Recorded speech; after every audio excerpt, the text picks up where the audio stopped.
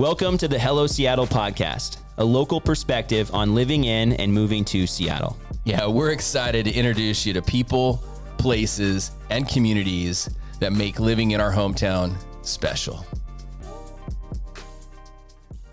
Hello, Seattle. I'm your host, Zach McDonald.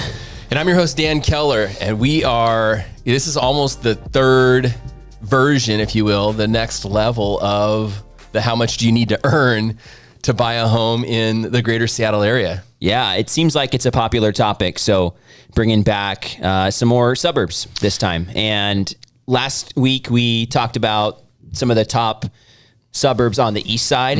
And now we're looking at the north side of Seattle. Yeah, the north side of Seattle. And let's kind of recap real quick too, not just what we're doing, but some assumptions. Okay. And then right after that, we do every week. Yep. We do a 60-second mortgage market update because that's the name of my game. And then we'll do a 60-second real estate update, and we'll jump into, I think were we talking about 8 suburbs today? Yep, seven suburbs. Yep, 7 suburbs, and then we got Seattle in there just for perspective as well. So I love it. You want to give your mortgage minute here to start? Let's do it. Before I do that, because I am a licensed mortgage loan officer, and today we are actually going to be talking about affordability, and I'll be mentioning down payment and monthly payments. So I do need to identify my MLO, my license number in the state of Washington. That is 115349. And the 60-second mortgage update, we're the trend, man. We're right in line with rates continuing to come down, not as aggressive. So we saw it level off, but over the last 3 weeks, we've seen a really nice decline in mortgage rates. So today, the national average for 30-year fixed rates, right at about 6.6, 6.7. Not bad. That's good. A month ago, we were knocking on the door at 8. So yeah, that's much better. Yeah, inflation's under control, and now it's just an watching the economic, just the metrics, jobs, inflation, unemployment, stuff like that, GDP, and it's all the stuff's trending in the right direction for lower interest rates in 2024. That's awesome. Yeah, and I've been looking over some of the stats as we're heading into 2024 here, and you know what? Most areas around Seattle are about where they were last year at the same time. Okay. There's a few that are just under the year over year numbers and some that are just over. But I think overall we're looking at a housing market that remained relatively stagnant last year. We had some sales activity. We've talked about this, but it's been a quieter year. But we didn't see prices continue to drop in any meaningful way. We did obviously in 2022, but 2023 was definitely a year of stabilization, which we've talked about before, and kind of finishing out the year and looking at some of that data just further shows that. So love it. I think heading into 2024 though, I've noticed that the biggest drop in supply has been happening here recently. So we saw things tighten up last year, but it's tightening up even more heading into the new year. So we're really primed for a relatively competitive, late winter, early spring, I would think. So what that means is we need more listings, right? We need more people to sell. We need more listings. Homes, yeah. Because you can't really build much more. Builders are doing everything they can right now with developing. It's a lot of resale, right? Yeah. I mean, there is development, but it's very much few and far between. Most of the available homes are going to come from the resale market in this area. So let's talk about the city of Seattle really quick. Yeah. And I know we've spent some time on that, but just looking at it from a, market standpoint and price standpoint. It sets the standard, right? For exactly what we're talking about and what we've talked about on 3 previous episodes where we talk about suburbs. I think understanding the median home value in the city of Seattle and the Seattle area is important. Yeah. And I think if we look at last month's data, so if we're looking at the median sales price in Seattle, and again, we're looking at single family homes and we're looking at December 2023's data. So if you're watching this or listening to this at a later point, just know where this is coming from. $880 median sales price in Seattle. Yep. And that is down 1.7% from last year. But that 880 number is kind of right in the middle of a lot of these suburbs we're going to be talking about. You can certainly spend more in Seattle, but again, the median sales price was $880. So Zach, I had a listener the other day actually reach out to me and it wasn't like a blind listener. I knew this person, but they heard our podcast. Okay. And they actually had a question on what does median mean relative to home values? And I think you just said it really good, but let's spend a second or a minute on this. Like you just said, median is the middle. It's not the average, but it's kind of the middle. Homes, of course, in Seattle sell for much more. Homes sell for a little bit less. But we're talking, when we went back to the beginning, about some assumptions. These are single family homes, not townhomes or condos. Right? Explain to us what median, so 880 you said. Yeah, I think you just did, right? So you can take an average. So a place like Bellevue, where there's a higher number of maybe luxury homes, in my opinion, I think that pulls up the numbers. And if you look at average and median, they're very different numbers in some cases. In other cases, they're very similar. It would really depend on how similar all of the homes are, right? And how much variety there is in the demographics of the people living in an area. But looking at median's the middle number, as you said, and that means that there are houses selling for more and less. And literally with a median, you take the high number and the low number and you just go till you find the middle. That's median. That's it. That's it. That's important. I think that's the best way to look at home values in an area, because all right, half the house values are below and half of them are above. It's that simple. That's what median is. Now, average is taking into account a $10 million house, and that's going to pull up an average. And in some areas, you don't have as much variety. Bellevue, you can buy a house maybe for $1 million, and you can also buy a house for $30 million. But those $30 million are going to pull that average up if there are sales like that in a given month. So median, it cancels it out, and it doesn't have much of an effect on the statistics. And that person that I was talking to was confusing average, which is with median. And so I did explain that. So it's important to know that. I think a lot of people do, right? And I remember taking statistics in college and studying that, and not that you need to take statistics to understand median and average. I think once you understand them, they're simple concepts, but they do have a different effect. I think sometimes it's fun to compare like average days on market versus median days on market. And when I look at stats, I look at both. Sometimes they're very close, and that means everything's selling really fast, right? If the average is way higher than the median, that means there are a certain subset of houses that are sitting for a longer time.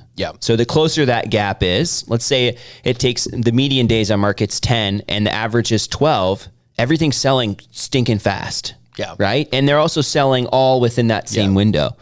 But I've also seen it where it's like you start to see the average trending up and the median's still lagging behind. So sometimes you have to look at the different numbers, and they tell a different story depending on what's going on in the market. I think in real estate with home values, median is the one that I think real estate professionals, investors spend a lot more time and put a lot more focus on. So that's important to note. So, and that's what we're going to be focusing on today. All of the numbers, all of the cities, the 7 suburbs of Seattle that we're going to be talking about, we're using median, the middle number. We're going to take the median of these different suburbs, and then you're going to share what it costs as far as a down payment, and you're going to share what the monthly payments are going to look like and the closing. I mean, you're going to give people a realistic idea for what it looks like to buy a house and plant roots in these different suburbs of Seattle on the north side. So it's going to be fun. I love it. I love it. So what about Seattle though?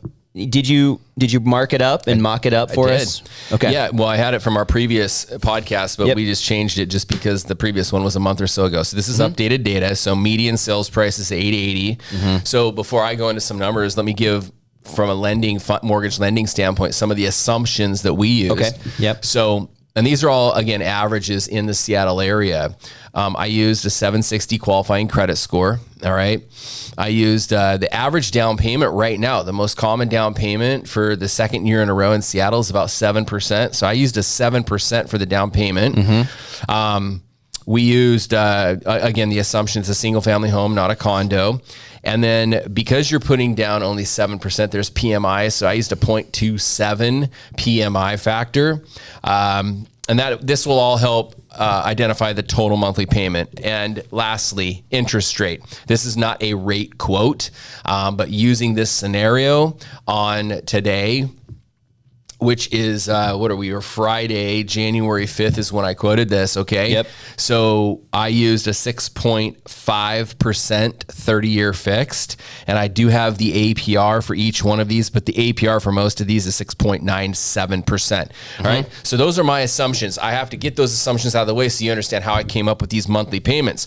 So for Seattle at $880, if you were to purchase a home, median price in Seattle at $880, you're looking at having to put down approximately $79,385. That's your down payment plus your closing costs all in. Okay. All right.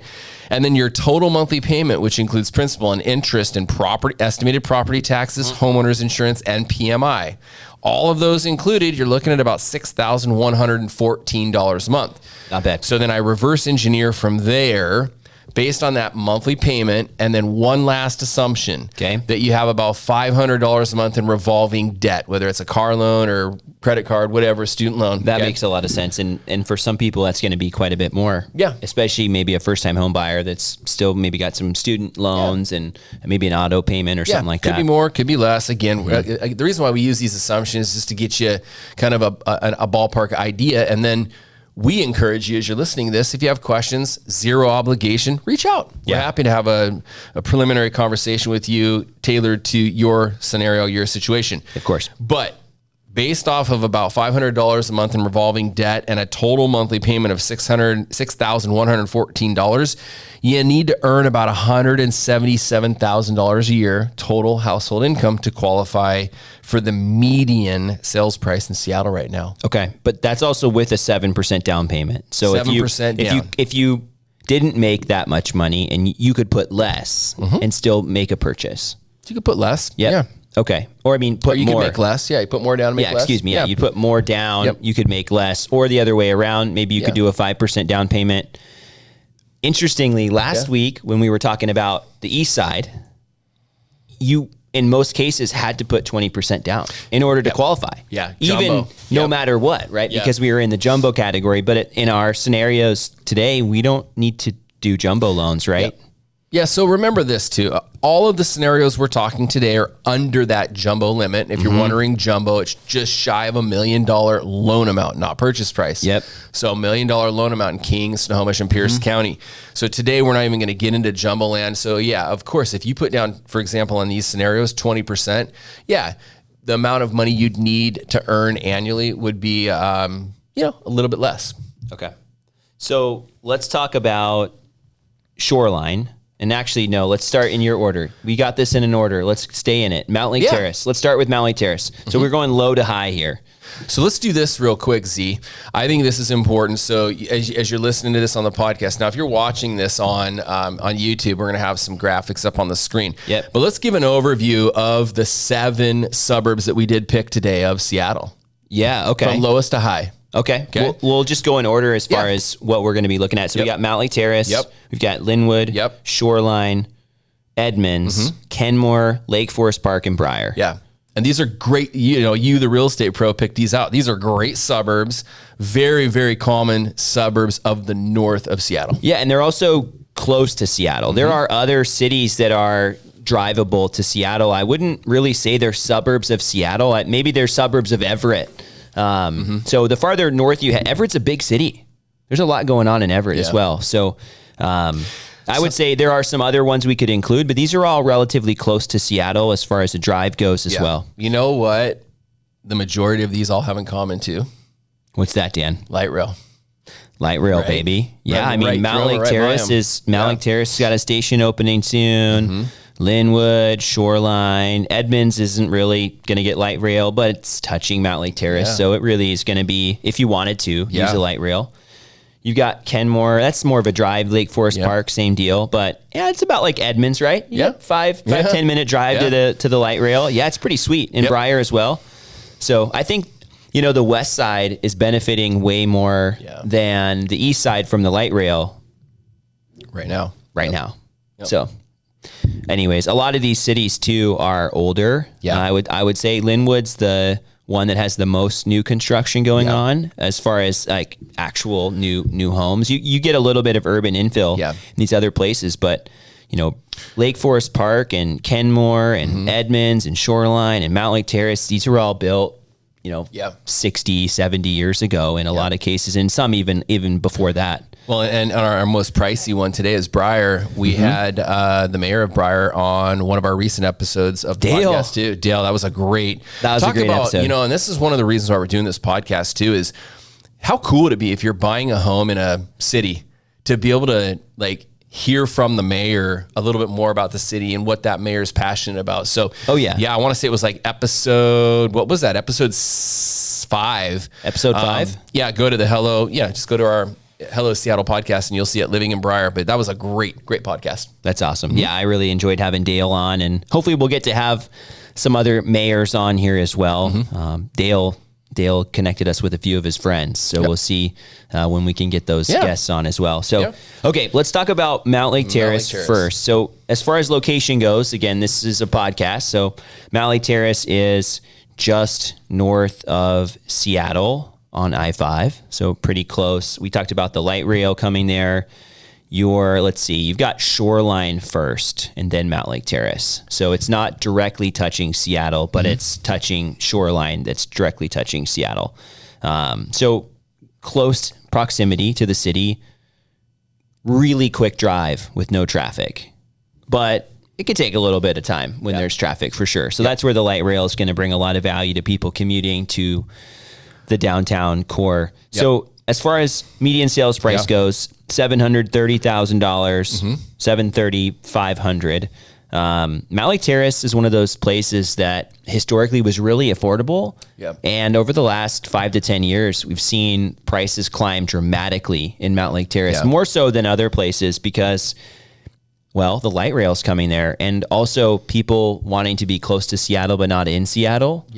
So it was one of those places, I think, that benefited a lot from some of the migration that we've had here recently to the Seattle area and the light rail specifically. There's some more new construction happening around the light rail station. And I think there's a lot of excitement around Mountlake Terrace where maybe, 20 years ago wasn't quite as exciting to be there. I agree. Yeah. Well, we want to talk about the numbers here? Yeah, let's do it. Okay. What are we looking at? So, Mountlake Terrace, median home value is $730,000. Okay. We've already gone over the assumptions, okay? So 7% down has you bringing about $67,000 to closing, okay? That's your down payment plus your closing costs. Total monthly payment, $5,085 a month. That includes everything, PMI, property taxes. Annual household income needed to qualify for a $730,000 property in Mountlake Terrace, right under $150,000 a year, $148,000. Okay, so you're still looking at about $150,000 a year of household income to buy in Mountlake Terrace. Okay. Yep. With a 7% down payment. That's it. Yep. Okay. The next on our list here is Lynnwood, Washington. So, man, when I was a kid, they called it Lynnwood. I don't know if that's not a good thing to perpetuate, but that's what I remember as a kid hearing. Man, Lynnwood's changed a lot. A lot. Lynnwood was there was a lot of undeveloped property in Lynnwood. And Lynnwood has been, I'd say, probably the leader on this list of the new construction that's been happening over the last 10 to 20 years. A lot of new construction, townhomes and condos going in Lynnwood right now. Yep. Yeah, and when we say condos in Lynnwood, it's not necessarily the traditional high-rise building. That's not really what's happening in Lynnwood. You've got a lot of, they look like single-family houses, but they're these little, smaller San lots. Francisco-style townhomes attached maybe to sometimes another one. Attached, sometimes not. You've also got some attached as well up in the Lynnwood area, but a lot of new construction. So there's been a push for people that want that to live in Lynnwood. That's been the main area they've been able to move to because they've been able to buy it. So Lynnwood median sales price $775,000. Again, another positive 5.4% up year over year. So even with all the craziness, Lynnwood's looking good. Light rail's coming to Lynnwood.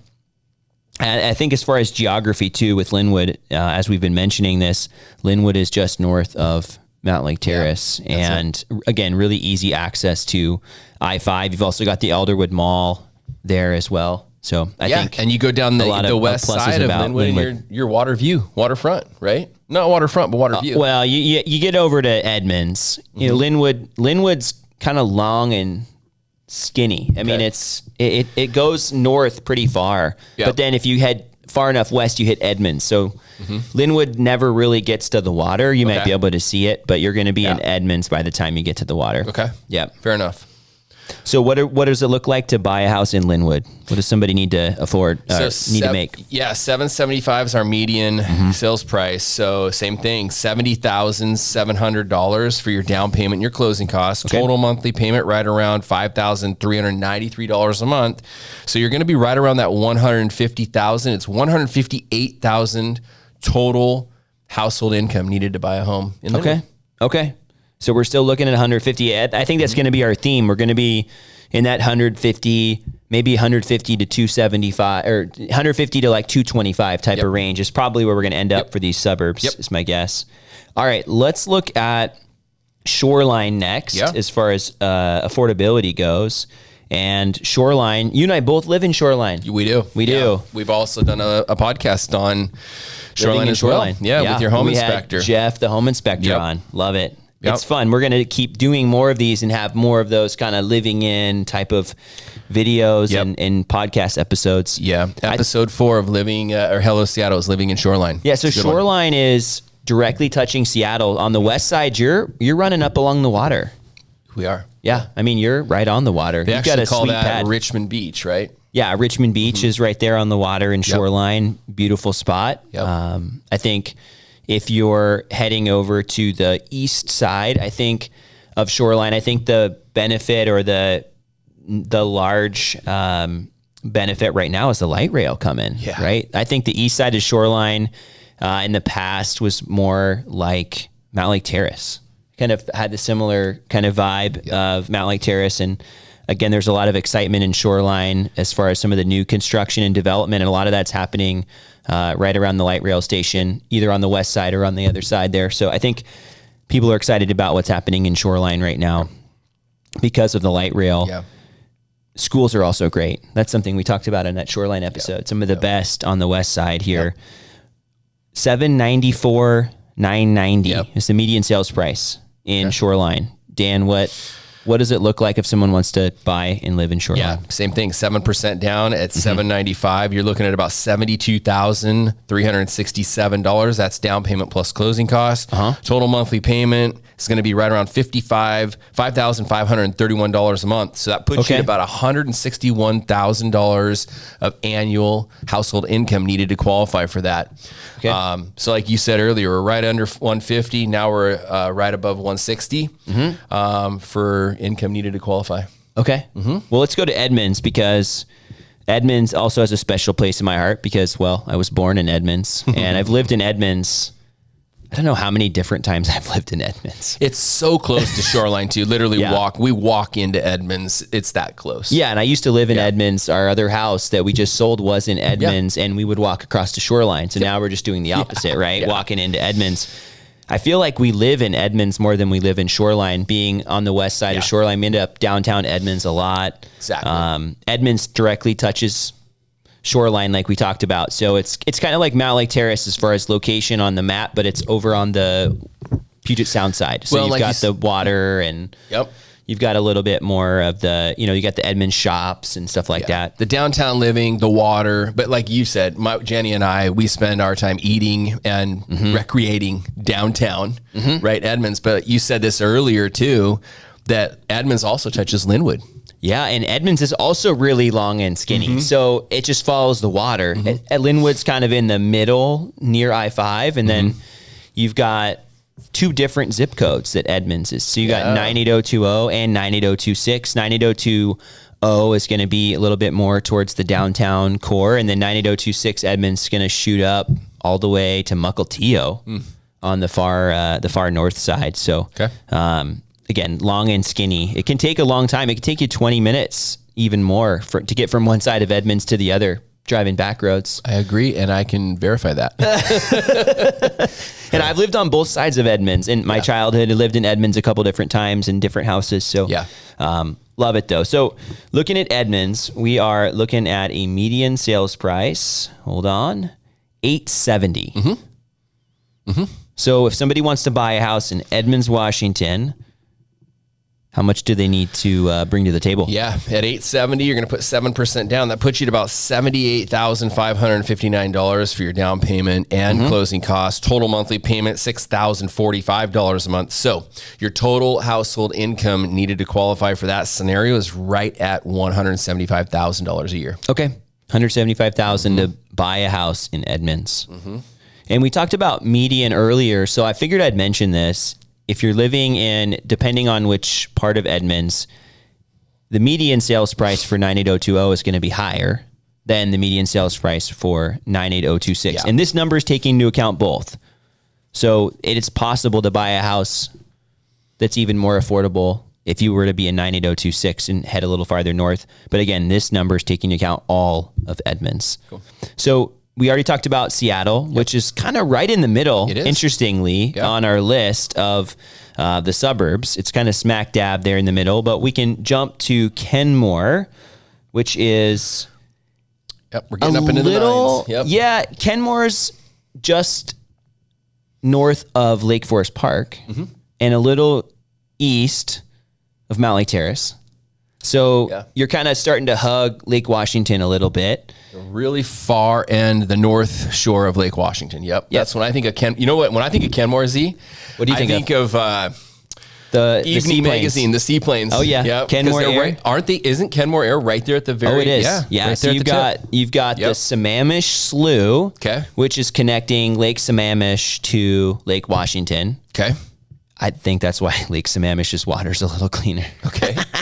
Because it's flowing into Lake Washington, right? Okay. But yeah, there's a boat launch right there off the slough at the very, very north end of Lake Washington. Okay. You've got Kenmore Air right there as well. It essentially, the boat launch puts you out right at Kenmore Air.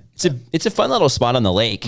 Lake Forest Park is right there. We'll talk about Lake Forest Park next, but you've kind of got the Lake Forest Park Kenmore right along the lake there. Yeah. I think that's fair to discuss if you're, listening to this and you're not real familiar.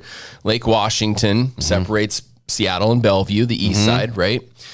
If you go all the way north to the north end of that lake, that's where you're going to run into what we're talking about next, Kenmore and Lake Forest Park. Yeah, and just a real quick aside, we talk about the east side and we talk about the west side of Seattle. And the way you know which side of Seattle you're on is, essentially it's which side of the lake you're on. So the east side of the lake is the east side and the west side of the lake is the west side. And that's the geographical landmark that delineates east and west in the Seattle market. And what we've done from the last couple of minutes is we were in Lynnwood, Edmonds, Shoreline. That's over on the west side of I-5, closer to the Puget Sound saltwater. Okay. Now we've crossed over the east side of I-5 and we're going down the hill toward the lake. Definitely. And we, Mountlake Terrace, Shoreline, Lynnwood, they all kind of straddle I-5, but they also go over onto the other side. Edmonds is exclusively on the other side, but you've got now Kenmore, and that's where we're at this point. Cool. So let's look at Kenmore. Kenmore's median sales price, and it's getting close to $1 million. Wow. $949,000 for Kenmore. Okay. And I'm curious, are we over 200,000 to buy in Kenmore? Close. So Kenmore at 950, you're going to put 7% down. That has you $85,165. That's down payment and closing costs. Your total monthly payment, $6,595 a month. So total household income needed to qualify for that scenario is $190,000 a year. Okay. Really close. So really close to $200,000 to buy a house in Kenmore. That's my in-laws grew up in Kenmore. So that's where they met. I'll be, I guess, seeing some family friends there tomorrow, which will be fun. Cool. But yeah, a lot of family history there in Kenmore as well. More so for my wife, but I guess now it's my family history, right? Inherited. Yeah, I inherited the family history. That's it. All right, so we're going to jump over to Lake Forest Park, and we were just talking about how Lake Forest Park is just on the south side of Kenmore. So you got Shoreline and Mountlake Terrace, and then Lake Forest Park's just closer to the lake. Not much more. $965 is the median sales price in Lake Forest Park. Okay. But that's got to be pushing us even a little bit closer. Getting there. To that $200,000 mark. Yep. So at $965 with 7% down, it's $86,403. That's your down payment and closing costs. Your total monthly payment is $6,698 a month. So you're just knocking on the door of $6,700 a month for a total payment. Annual household income needed to qualify for this scenario is $192,000 a year. So not much more. $192,000. Yeah. Okay. Yeah. Really quick. So Lake Forest Park, it has a great town center. I love the town center there. My kids love Mod Pizza. Yeah. And they have a Mod Pizza there. There's not really a good Mod Pizza location for Edmonds. You're either driving 15 minutes to Lynnwood or 15 minutes over to Lake Forest Park. So we find ourselves driving down to Lake Forest Park, I think, more often than not for Mod. And I also really like the Civic Center. So they've got the club down there on the water. And most of Lake Forest Park is deeded to the waterfront there. So they get to use that park. Oh, cool. Launch their boats. They don't have to go to other boat launches. So pretty sweet little perk of living in Lake Forest Park as well. Cool little community. Yeah. They definitely take advantage of living on the lake, which is cool. I guess, right? That's its name, Lake Forest Park. Okay. Let's talk about Brier because we had the mayor on. We did. And we had to make sure to leave Brier in this. He would have been kind of bummed if we took Brier out. Yeah. I feel like we would have been doing Dale a disservice for him joining us. And I think Brier's worthy of mention here because Brier's a little unique. We talked about that on our other episode. You're just north of Mountlake Terrace, kind of east. You're kind of sandwiched in there, right? I was just going to say Lynnwood. That all of these cities you're talking about, Zach, it's hard not to talk about Brier because it's sandwiched in or touching the majority of them. Almost all of them, yeah. But it's easy to drive through. There's not much there besides some houses, right? That's what we talked about on that episode. Yeah. But we got some nice properties, larger lot sizes. I think it was 12,500 was the minimum lot size in Brier. Super unique. Something that it sounds like isn't going to change anytime soon. Not a lot of listings though. No, I think we talked about that. It was like six a month or something like that. So most of these other cities have substantially more, in a slow month, maybe 20, 30 sales. Yeah. Brier might have 5. Yeah. So not a ton of houses in Brier for sale on a regular basis, but enough to talk about it. And I think a big reason why it's more expensive to live in Brier is because there's not a lot of houses being built. Brier is there here and there. There's some new construction, but really Brier is Brier at this point. And if you're not going to divide up those lots, there's not going to be a lot of new construction. So $992 is the median sales price in Brier. Are we at 200 yet? We're getting close. Okay. We're getting really close. So total down payment would be $88,633. That's down payment plus closing costs. Total monthly payment, $6,883 a month. That includes everything. Okay. Annual household income needed to qualify for this, $197,000 a year. Okay. So you could qualify with the not the minimum down, but 7% down in all of these communities for the median home value and make less than $200,000 a year total household income. Okay. So if you're under 200, you're probably looking at the north end suburbs. Is what we're coming to. And sticking in the middle. You're not buying the cheapest house, but you're definitely not buying the most expensive. But for sure. I mean, there are way more expensive houses in some of these places. And I think you could also find yourself on the south end, and we'll have to do a video maybe on the south end as well. Yeah. We can't just focus on the north end, the east side.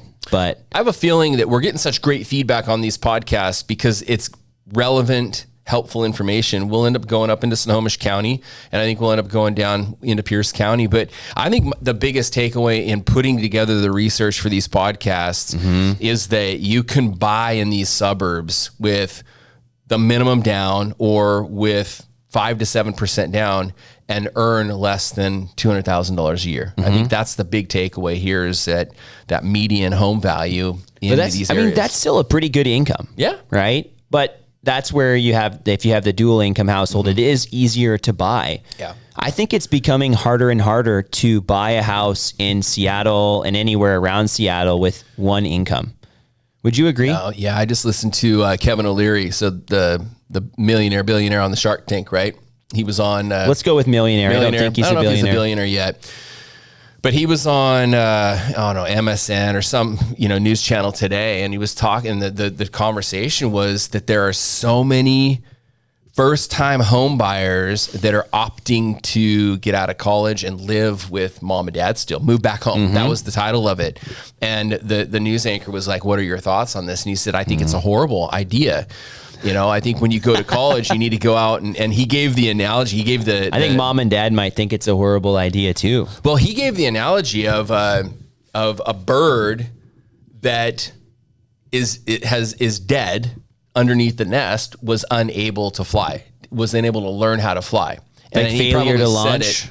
Failure to launch. Yeah, he probably said it much better than I did. But my takeaway from that, he said it's not a great idea because you're not doing anything for your kids. But the moral of the story is I think they said 25% of first-time home buyers right now that are buying are living at home with mom and dad. And they are because it's so doggone expensive to buy. And so I don't have a dog in that fight per se. I just think that it's the idea. It was the news article that, it's expensive. And so he was saying, get in, save up your money, get in and get into real estate because it's not going to slow down. It's not going to get cheaper. It's definitely not going to get cheaper, at least in the long run. No. I think living with mom and dad could be a good way to save money in the short term, or, living well below your means. Yeah. That's what I would advise. Yeah, that's the biggest thing. And he even said that, and I'll send it to you, Zach. He said that it's really sad right now that the majority of Americans,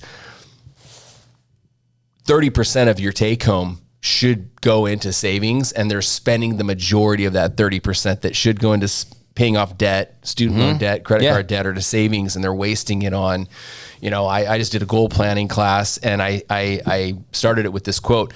The reason why people don't hit their goals or reach their goals is because they give up what they want most for what they want now versus set aside that money. Ouch. Yeah. Right? I think when Christina and I got married, we rented a mother-in-law apartment above somebody's garage. Mm-hmm. I think we were paying like $650 a month, which was below market, but not much at the time. Yeah. And I mean, we didn't have a lot of space, right? We had like a little kitchen and enough room for a TV and a bedroom. But we had our first kid and we still lived in that mother-in-law apartment, and we just kept saving money, right? Yeah. Like as much as we wanted to, we didn't buy. Yeah. And then once we had I think we put 10% down on our first house.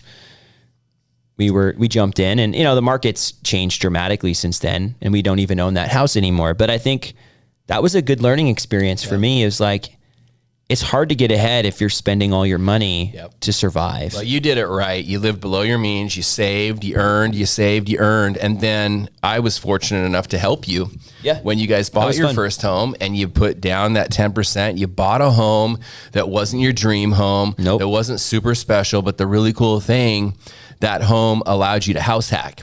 Totally. Where you were able to rent out the basement, right? Yeah, we rented out the basement. That was amazing because we bought a house that was too big, and we knew eventually, or we hoped that we would grow into it. Now we're looking at 5 kids coming up here soon. So definitely making progress towards that. But somebody told me, not even thinking about house hacking, that wasn't really a term at the time, but it is now. Yep. I was given 2 pieces of advice. Number 1, buy a house that is larger than you need. Because, you could house hack. Again, it wasn't a term, but you could rent it out. Yep. Unused rooms, unused space. There are ways for you to generate revenue for yourself. The other thing I was told was to stretch my budget to buy where I wanted to be. Yep. Of course, within reason. Right? You need to be able to afford it. But the idea was you don't have to move again, right? Yeah. Buy something that you can live in for 5 to 10 years instead of buy something for the next 2 years. And I've shared that advice with a lot of people, and I'm sharing it now. I think this is an appropriate time to share it because when you think about what's affordable, what makes sense, if you can buy something that is a little bit of a stretch that you can afford still where you want to be, that will last you for a while, you have so much freedom and flexibility because you can now you rent out a bedroom.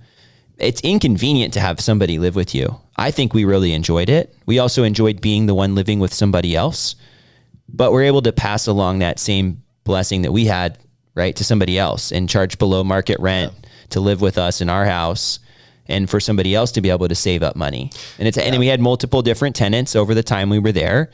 And again, we really enjoyed it. Well, but ultimately you were living in a home that you purchased for them in the mid sixes that eventually was just not under a mil. 550. 550. Yeah. That went up to just shy of a mil that you sold for, but you were able to live in that house for, what was your mortgage payment on that? Minus what you were charging in rent. I think my mortgage payment was $2,700 a month. Mm-hmm.